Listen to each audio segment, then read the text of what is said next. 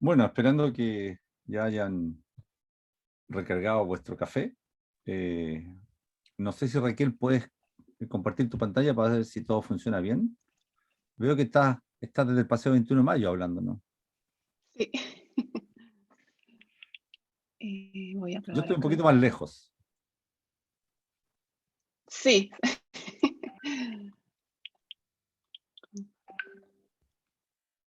Perfecto. Bueno, en unos pocos instantes más voy a hacer la presentación de la doctora Pessoa, o Raquel.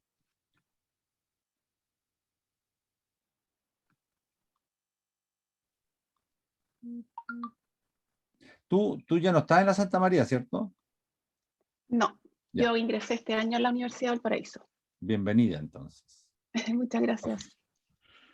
Bueno, como dice ahí, la doctora Raquel Pessoa, ella eh, era profesora, era investigadora en el Departamento de Informática de la Universidad de Santa María, y ciertamente ella trabajó o trabaja con el grupo de física de altas partículas del Departamento de Física de la Santa María, que está involucrado con el LHC, el Large Hadronic Collider, que está en Suiza. Y ella, como acaba de decirnos, ahora es profesora del Instituto, de la Escuela de Ingeniería Informática de la Universidad del Paraíso, y también es profesora del claustro del doctorado en Ingeniería Informática. Así es que hoy día nos va a hablar sobre la clasificación de eventos de física de partículas de alta energía usando Machine Learning y técnicas para abordar el desbalance de clases.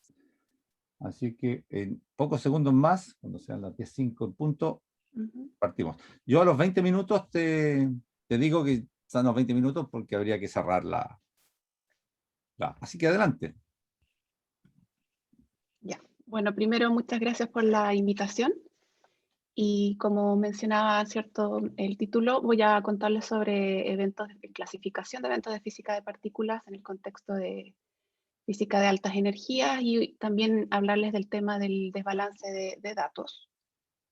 ¿Y se ve bien mi presentación? Sí, Ya, ahí sí. tal vez si la hace un poco más grande, pero yo la veo bien en general. Ah, ya, hasta ahí se puede. Pero sigo entonces. Bueno, como mencionaba, yo soy doctora en Ingeniería Informática, entonces yo desde la informática hago mi contribución en este trabajo que es completamente colaborativo. Bueno, el contenido de mi presentación, primero una introducción breve a lo que es el contexto de física de partículas, luego contarles sobre la clasificación de eventos, el problema del desbalance de datos y finalmente contarles sobre algunos experimentos que hemos realizado. El LHC, Large Hadron Collider o Gran Colisionador de Hadrones, es el colisionador más grande y poderoso que existe actualmente.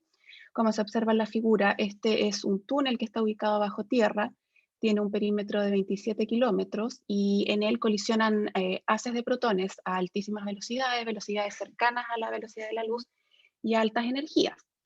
El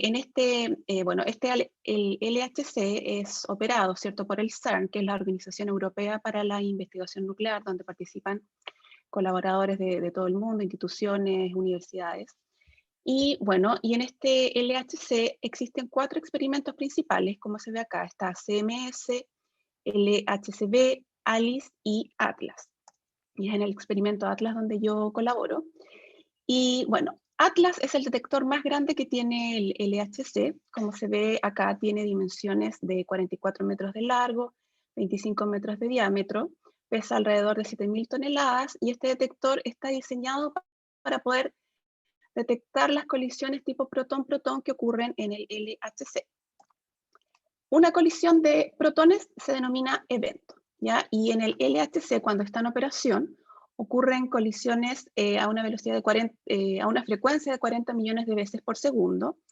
Y bueno, y los millones de sensores que tienen los detectores permiten registrar las diferentes propiedades físicas asociadas a las nuevas partículas que se generan.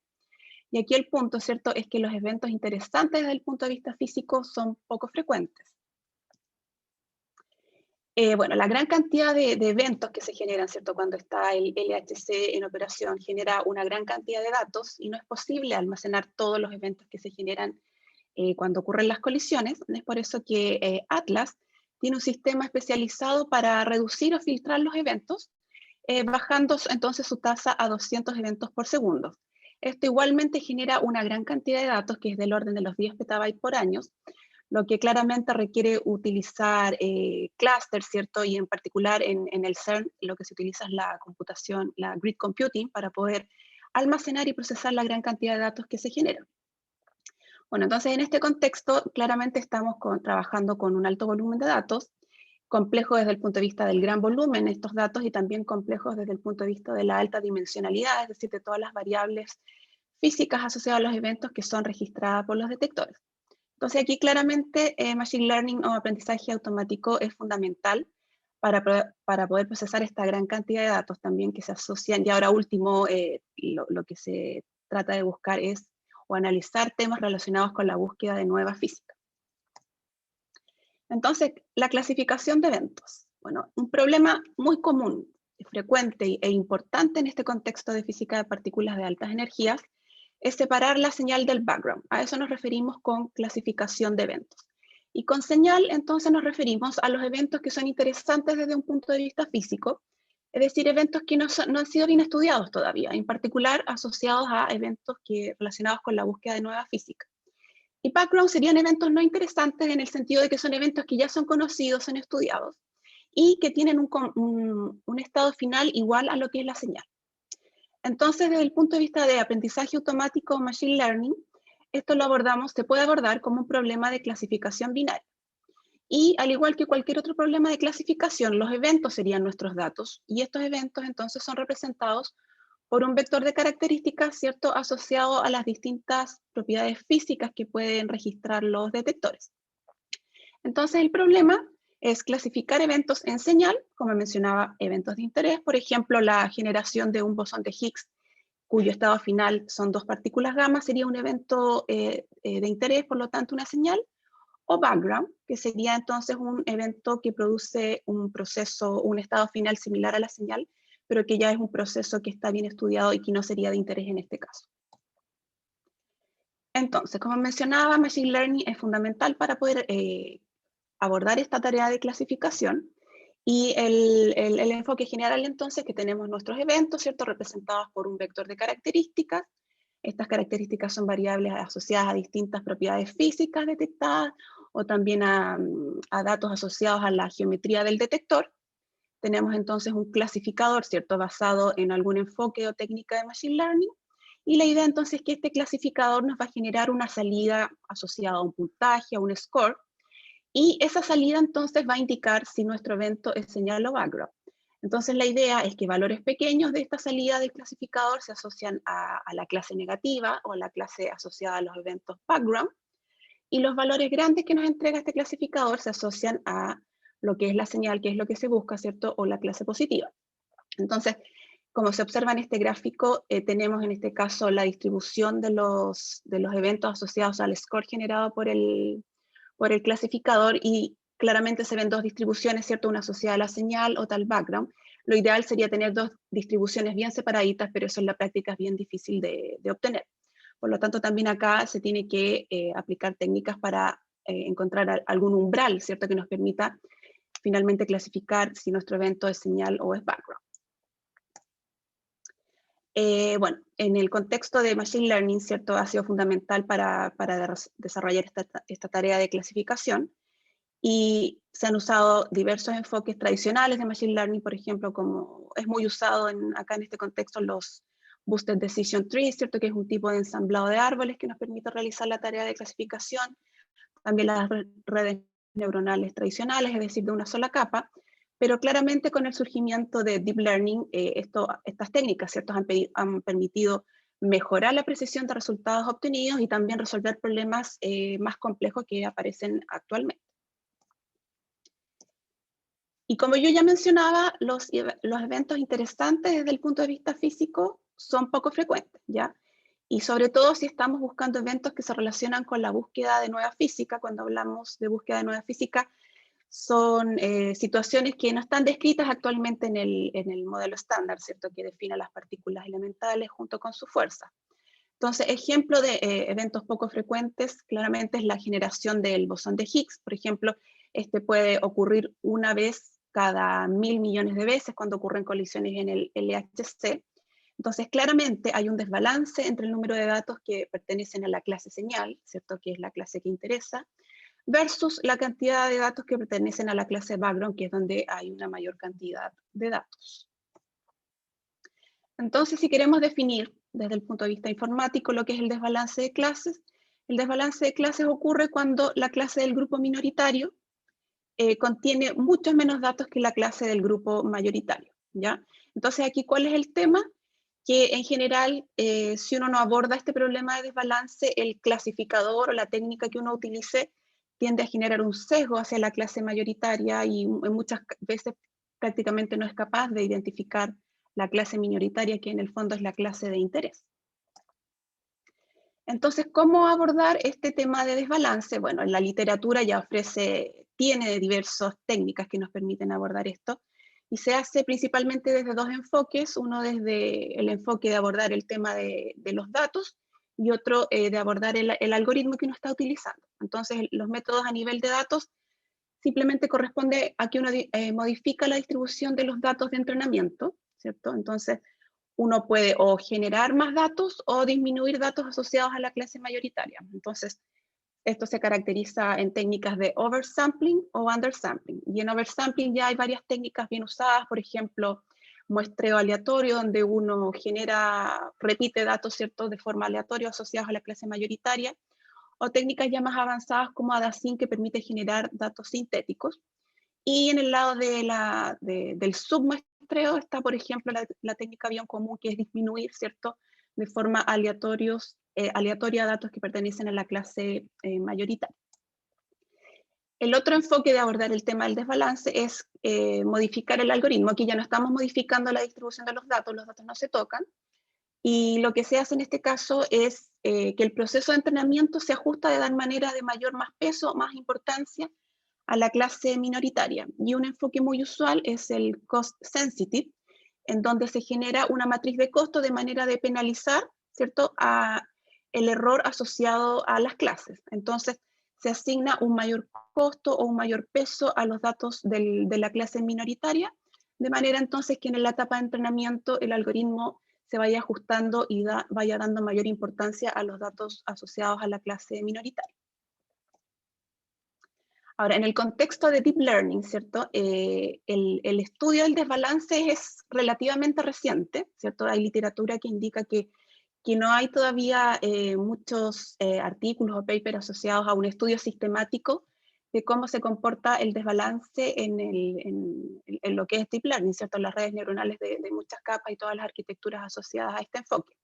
Entonces, claramente uno puede utilizar, ¿cierto?, los enfoques que yo mencionaba anteriormente, que es asociados a nivel de datos o asociados a nivel de algoritmo, pero también uno puede utilizar técnicas que se están adaptando a lo que es específicamente el enfoque de Deep Learning, y por ejemplo, la literatura ya ofrece funciones de pérdida, ¿cierto?, específicas para utilizar en este enfoque de redes neuronales profundas, como es la que se muestra ahí, que es la función de pérdida focal loss, o utilizar arquitecturas de Deep Learning ajustadas a este tema de desbalance o de detección de anomalías, como son los autoencoders. Bueno, entonces, ¿cuáles son algunos experimentos que hemos realizado nosotros para abordar este tema de la clasificación de eventos y también abordar el tema del desbalance? Bueno, lo primero es mencionar que nosotros en este trabajo estamos trabajando con datos simulados, porque estamos tratando de abordar el problema de la generación de un par de bosones de Higgs, también denominado di-Higgs, que decae en dos bosones B y en dos leptones tau. Entonces, este es un fenómeno que va más allá del modelo estándar y se asocia a la búsqueda de nueva física. Por lo tanto, se está probando, ¿cierto?, este fenómeno. Por lo tanto, aquí trabajamos con datos simulados. Como mencionaba anteriormente, bueno, son muchos datos los que se generan en el LHC. En este caso son datos simulados, entonces los distintos grupos de física que estudian los fenómenos específicos van generando estos datos con software especializados de simulación en este contexto de física de partículas. Entonces, en este caso, la señal que nosotros analizamos sería generación de un par de bosones de Higgs que decaen en BB y en tau-tau. ¿Y cómo se representa en este evento? Bueno, con diversas variables. En este caso tenemos 14 variables que se asocian a propiedades físicas, como por ejemplo el momentum asociado al par de bosones B que se generan, masa, energía, también algunas variables asociadas a ángulos, asociadas al detector Atlas, etc. Y como se ve en la tablita aquí del lado derecho, la idea es que acá que este par de bosones de Higgs se genera a partir de un bosón pesado inicial. Entonces aquí donde dice tipo de señal, dice, no sé, hay de 1000, 1200, 1400, eso se refiere a la masa inicial del bosón de Higgs pesado teórico que se piensa, ¿ya? Entonces, en particular en los resultados que voy a mostrar, trabajamos principalmente con la señal X2HH2000, es decir, que la masa del bosón pesado inicial es de 2000. Y acá otro punto interesante de destacar es que como son datos simulados, se generaron mucha señal, ¿ya? Entonces lo que tenemos acá es menos background. Pero también tenemos asociado a cada uno de estos eventos un peso, o el event weight que se denomina, que corresponde como a la probabilidad de ocurrencia de aquel evento. Entonces, por eso acá señalo como el porcentaje de desbalance asociado a la cantidad de eventos que tenemos, pero también asociado al peso que se le dio a ese evento en particular. Entonces, los experimentos realizados, bueno, ahí uno debe probar distintas técnicas, ¿cierto? Y en este caso probamos desde el contexto de arquitectura, ya sea usando autoencoders o las redes neuronales profundas tradicionales, o un tipo especializado denominado redes neuronales parametrizadas. Y también aplicamos técnicas de desbalance asociadas, por ejemplo, a generar esta matriz de costo, también técnicas asociadas a oversampling y también el uso de función de pérdida ajustada al tema del desbalance como es la focal loss. Bueno, y viene todo el proceso estándar, ¿cierto? De generar datos de entrenamiento, validación y testing, y también todo el proceso de ajuste de los hiperparámetros. Y en particular trabajamos para esta etapa, ¿cierto? Principalmente con Python, con todos los módulos y paquetes que nos ofrece para trabajar en el contexto de Machine Learning y redes neuronales profundas, y también para el tema del desbalance de datos. Entonces, por ejemplo, para el caso de experimentar con autoencoders, autoencoder es un tipo de red neuronal, ¿cierto? Que lo que hace es que aprende a representar o a codificar los datos. Entonces, este es un enfoque no supervisado. Entonces, la idea es que la entrada es un evento y la salida de esta red es generar, reproducir nuevamente este evento a partir de la decodificación y posterior codificación.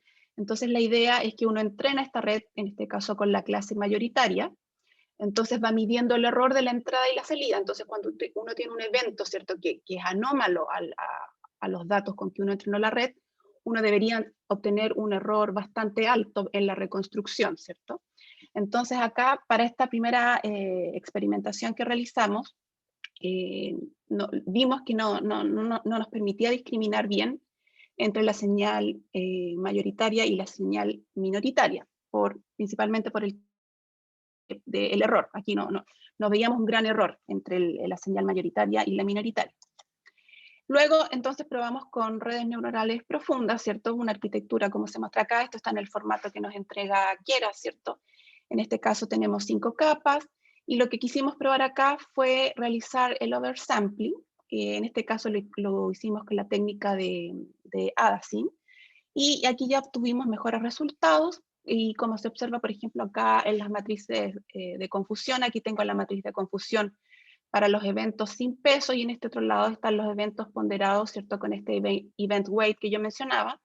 Y aquí ya claramente empieza a diferenciar de mejor manera, ¿cierto?, lo que es la señal y lo que es el background. Aquí tenemos las métricas separadas por cada una de las clases, lo que es precisión, recall y F1.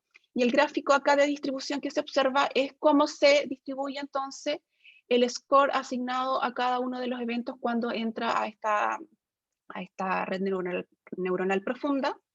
Y vemos entonces aquí está separado por señal y background para lo que es entrenamiento y testing. Y vemos claramente entonces que la señal está más tirada hacia el 1. Entonces cuando el valor de nuestra red es mayor, ¿cierto?, podemos entonces diferenciar que corresponde a la clase señal.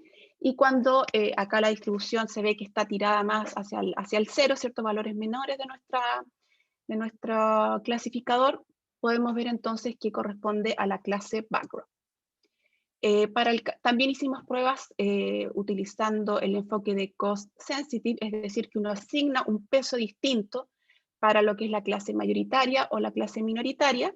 Y en este caso, bueno, realizamos varias pruebas, diversas arquitecturas, y finalmente quedamos con una red de una capa oculta, y donde también obtuvimos buenos resultados, y de acuerdo a lo que nos entrega nuestras matrices de confusión y las métricas calculadas, vemos que también puede discriminar lo que es señal y background, y también acá en el gráfico de la distribución podemos ver también, ¿cierto?, que hacia el lado del valor 1, ¿cierto?, tenemos que se agrupa más la distribución de la señal, y hacia el lado de los valores cercanos a 0 se agrupa el background, pero igual vemos que se dispersa un poquito, ¿cierto?, hacia el lado de los valores mayores en el caso del background. Y el otro enfoque que utilizamos era esta red que yo mencionaba, este enfoque que se denomina red neuronal parametrizada, y que en realidad esta es una propuesta que se hace en el contexto de física de altas energías, y podemos traducirla principalmente también a que es un tipo de red neuronal profunda, pero en este caso la entrada, además de ser estas 14 variables asociadas a las variables físicas que yo indicaba, se le asocia esta masa del bosón de Higgs pesado teórico que yo les indicaba, ¿ya? Y al utilizar esta técnica, junto con el enfoque de desbalance asociado a la matriz de costos, ¿cierto?, donde uno le da pesos o ponderaciones distintas a los datos de entrenamiento de las distintas clases, es que obtuvimos el mejor resultado, ¿cierto? Discriminó de forma bastante significativa los datos asociados a la clase señal y los datos asociados a la clase background, ¿cierto?, con valores todos sobre 0,98, y en particular en este caso donde la clase minoritaria era background, ¿cierto?, vimos que tuvimos el mejor resultado de precisión y recall. Entonces, para finalizar, aquí traté de contarles de forma general el tema de la clasificación de eventos en el contexto de física de partículas de altas energías, y también, ¿cierto?, un enfoque generalizado de lo que es el desbalance de clases. Y para los resultados que tenemos hasta ahora, con este conjunto de datos que tenemos ahora, ¿cierto?, lo que nos dio mejor fue esta red neuronal parametrizada, utilizando el enfoque de desbalance de cost sensitive, ¿cierto? Pero claramente las otras enfoques que incluso con una red neuronal no tan profunda también obtuvimos buenos resultados. Y bueno, este es un trabajo que todavía está en desarrollo. Aquí este tiene que ser verificado en un framework especializado que tiene el experimento Atlas, que se denomina el framework CXA-OD, ¿cierto? Y finalizar también contándoles que está esta página y este proyecto en realidad de lo que es datos abiertos para los que les interese trabajar con datos del experimento Atlas y también de los otros experimentos, donde son públicos, uno puede descargar, y también están distintos frameworks y tutoriales donde uno puede empezar a analizar y jugar un poco con estos datos. Así que muchas gracias por su atención y quedo atento a si tienen alguna consulta. Muchas gracias, Raquel. Aquí van los aplausos virtuales a nuestra reunión virtual. Así que abrimos el debate a consulta, o ya sea por chat o en forma verbal. No sé si alguien tiene alguna pregunta.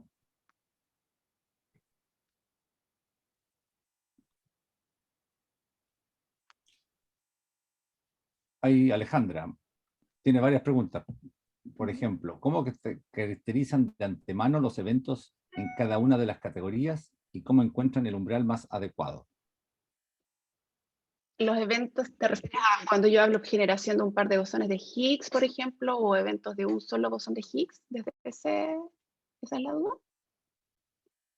Puede Porque los hablar, eventos, Alejandra. Eventos de interés y no de interés. ¿Cómo se caracterizan antes de utilizar las técnicas de Machine Learning o las que se usan? ¿Cómo se da esa información al algoritmo? bueno, en mi son? caso yo ya obtengo estos eventos caracterizados en interés o no interés. Entonces, en este caso, el evento de interés era generación de un par de bosones de Higgs que decaen en BB tau tau. Pero para llegar, ¿cierto?, a ese conjunto, son los distintos grupos de investigación de física que se interesan en distintos fenómenos quienes van armando estos subconjuntos de datos. Entonces, en este caso son datos simulados, entonces con un software especializado, ¿cierto? Y ahí con conocimientos de ellos, generan estos conjuntos de datos. Y cuando son datos reales, bueno, ahí tienen que entonces bajar los datos de la grid y existe todo un sistema, esto es un sistema así bien complejo de varios componentes, donde finalmente van armando estos distintos conjuntos de datos. ¿Y cómo eligen el umbral, el mejor umbral en cada caso? Sí, bueno, por ejemplo, esta también es una pregunta abierta y en nuestro caso, por ejemplo, vamos probando distintos umbrales y viendo si nos da el mejor desempeño de acuerdo también a una métrica que nosotros tengamos que elegir. Entonces también ahí influye. Voy a probar con el F1, voy a probar con la sensibilidad, o también hay algunas métricas específicas asociadas al contexto de física de partícula como la significancia, pero eso también es parte en el fondo de las pruebas que uno tiene que ir realizando. Ok. ¿Y por qué tenían, en general uno tiene datos de entrenamiento y datos de test como para validar? Ustedes tenían entrenamiento, validación y test. ¿Cuál es la diferencia entre esos dos grupos? Sí. Sí, es que eso es como ya un concepto así como más técnico en Machine Learning, que es uno los clasifica mejor dicho, los divide en entrenamiento, validación y testing. Entonces, en realidad, entrenamiento y validación quedan en el proceso de entrenamiento y testing solamente en la parte cuando uno ya generó el modelo. El testing nunca se ve en la etapa de entrenamiento, pero en el entrenamiento, el validation, es por ejemplo cuando uno va haciendo la etapa de cross-validation, ahí uno entrena con el training y valida con el validation. Genera el modelo y una vez generado el modelo, el testing nunca se vio y ahí tú sí validas con el testing. Ok, muchas gracias. De nada. Gracias. Hay dos preguntas más por chat. Milan pregunta, ¿cuántos hiperparámetros tiene el Deep Learning que tú usas? Sí, en este caso no eran tantos, depende de la arquitectura que usamos, pero recordando, por ejemplo, la red esta red de 5 capas, ¿cierto? Como 20 y tantos mil parámetros de ese orden.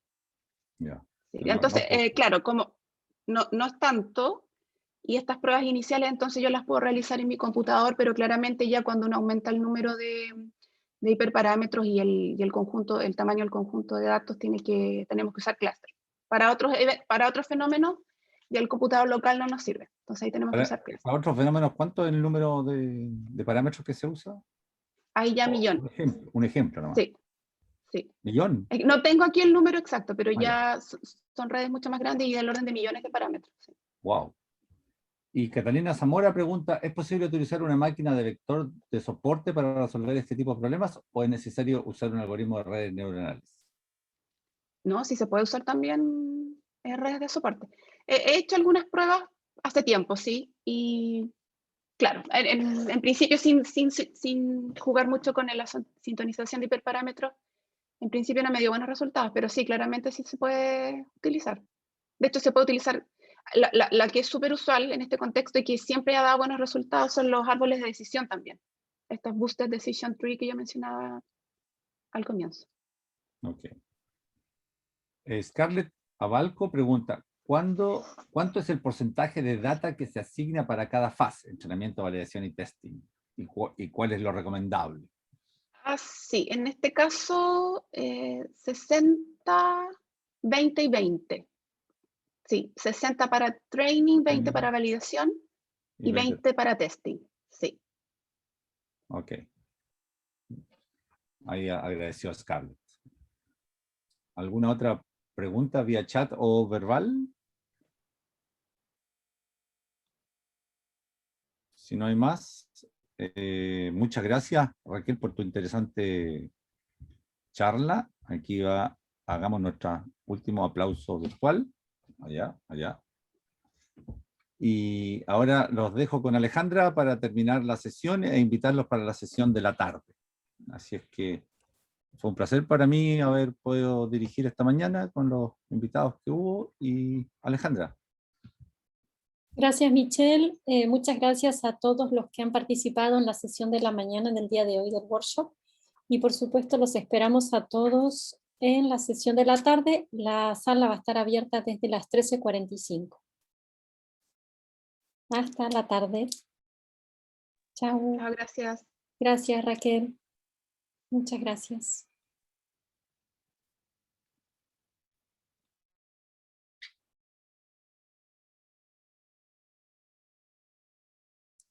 Gracias, Pedro, también. Gracias a todos los expositores de la mañana. Miguel, Amelia.